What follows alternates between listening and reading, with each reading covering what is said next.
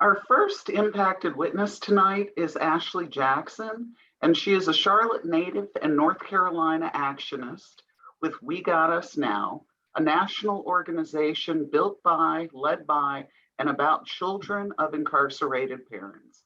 She has successfully advocated and petitioned for the release of her father, uncle, and cousin, who served 31 years in federal prison. Ashley uses her lived experience and strategic relationship building to foster the change she would like to see in her community. And I will now pass it over to Ashley. Thank you so much. Hi, everyone. Thank you so much, Gensie, for that introduction. I really appreciate it.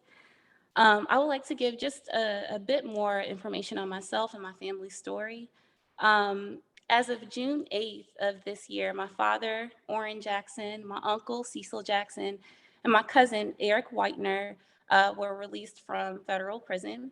I appreciate this conversation so much because it's important for people to understand that although families and communities who are impacted by arrest and incarceration share experiences, we are not a monolith. Right? We don't all share the same exact story. We all have our own stories to share, and these stories need to be heard to make effective change. And so I'll also like to share that, although my family's homecoming was a beautiful experience, the sheriff was actually there. He took very great care of, my family as we awaited for the release of my other family members. So again, although my family's homecoming was a beautiful celebration, I would be remiss if I didn't also speak to the collateral consequences. Many the sheriff actually touched on, which I do appreciate. But again, I would be remiss if I didn't speak to those that impact those that are directly impacted. So just briefly, I would like to share a story with you all that my father shared with me actually for the very first time recently, not long before he was released. So he told me that the day that he got arrested, he actually thought that he was turning himself in for a petty misdemeanor charge completely unrelated to what he was actually sentenced for. So he told me, he kissed me on my cheek. He also kissed my mother on her cheek as well and told us that he would be right back. That was 31 years ago. So at the time he was 21 and my mother was 19. So being raised by a very young single mother definitely presented its challenges. And I would like to take a moment to uplift my mother, Cassandra, because she did the very best she could with extremely limited resources. Again, she was 19 years old at the time, having to deal with the burden of now seeing her first child's father, be sent to prison. So just being very young herself and raising, me at the time was extremely difficult in the sense that she was growing up at the same time that I was growing up. So, there was a lot that we had to learn together. So it's extremely difficult in terms of economic impact, having to now do this alone as a very young single mother, having to figure out how I am going to not only establish, but how she's going to help nurture the relationship. And I'm so thankful that I do have the beautiful relationship that I have with my father, even then, and it carried on through to my adult years. But that didn't just happen. That took a lot of work and that took a lot of sacrifice for my mother to put her own thoughts, feelings aside to make sure that I had a healthy, strong relationship with my father. And I know, unfortunately, that's not the case for a lot of people who are impacted by a similar situation, or a lot of families that are impacted by parental incarceration. It does create a strain. And so I have to really give all the praise to her and give her all of her flowers because she deserves it so much. Not only her, the other women in my family. I come from a family of very, very strong, beautiful Black women, and we've all done a really great job at nurturing one another. But at the same time, the sheriff spoke to the statistics of how many Black men will be incarcerated or have been incarcerated, if the trends continue to go the same. So just about all of the adult men in my family were incarcerated or are currently incarcerated. I do have a cousin that, unfortunately, he's in state prison right now, North Carolina State Prison. So saying that, to say that the Black women in my family have done a phenomenal job with trying to pick up the pieces or mend, relationships and, keep our family structure strong the best they can. And, it goes to show, there are studies to show, and I want to highlight another organization just very briefly, SC Justice Group.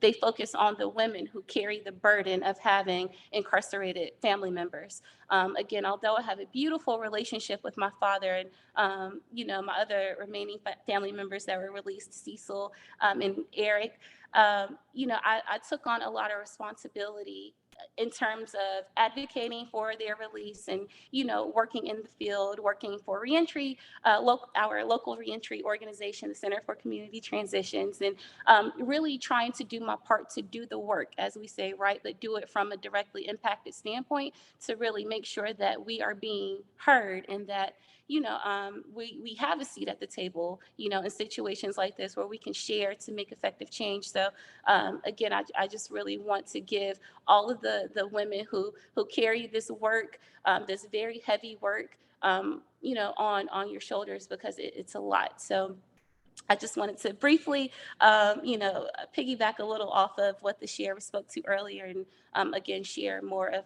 my background and the story of my family and what's happening with us now. You were able to visit your father often. Was the federal prison system welcoming? Was it fostering a healthy father-daughter relationship bond for you? Were the visits fun? Absolutely not. And I'm so thankful for this question. Thank you, because as an adult, I hadn't had really a chance to really express my grievances about that experience. I remember being, and Kamika can also attest to this, being very young. I remember just depending on where our fathers were at the time or where our cousin Eric was at the time, having to travel very far. If you all know anything about federal prison, it doesn't matter where you're from, your family member could be anywhere in the country. And so I remember, getting up sometimes at what felt like 3 o'clock in the morning to load everyone up on a van because naturally all of our, we have more than one family member in prison. So therefore we have a large family. And so, all of us would get together very early in the morning. I remember being very young and not really understanding what we were doing. And then the experience just being extremely cold, extremely unwelcoming, not inviting at all. And of course, it's prison. We know that. We assume that it's punishment, right? But it also feels like the family members are being punished too. And even as an adult, some of the more recent times before, my family was released, visiting, and just my heart breaking inside, just seeing very emotional, very young Black mothers with their children alone, and me just briefly speaking to them, asking, how long have you been coming here? And, just hearing different stories, or very elderly women, doing, their due diligence in the visiting rooms. For anyone who's ever been in a federal prison visiting room, you know what it looks like. You see a lot of Black and brown faces and a lot of women and a lot of children. And I've been to more than one federal prison, but I remember in each one, there's always like a little tiny room in the corner designated for the children to play. But that feels like prison too. It's just a very small room with maybe a mural or maybe like a few, toys, nothing very inviting, nothing to really help the children cope with such a traumatic experience. Even as simple as the check-in process when you go to these prisons, and down to what you wear. I remember being a young girl in high school, and feeling in a lot of ways sexualized by the staff at a certain prison because of my jeans. My jeans were too tight. So no, can't come in. Your jeans are too tight. We don't care if you don't have anything in the car, to change into. There's a Walmart down the street. It's always a Walmart in these little rural towns. There's always a Walmart. So even if, let's say you run to Walmart and you get what you can to come back and, go through the check-in process again, by the time you make it up to see your family member, you may have an hour left, if you're able to get in at all. And so to answer your question, it's an extremely traumatic experience for anyone, let alone a child. Very dehumanizing. We heard of the story a couple of years ago where a child, a little girl, was strip searched at a prison. These are things that aren't openly spoken about, and which is why I do believe, again, it's so important to have people who are directly impacted, those who have been incarcerated, the families of these people, to have a seat at the table and share these experiences. And, I would also like to hold our community, our local community accountable as well.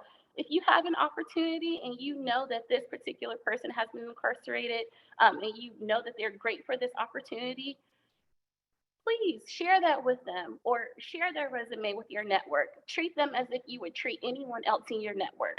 So I just wanted to say that. So thank you for that question.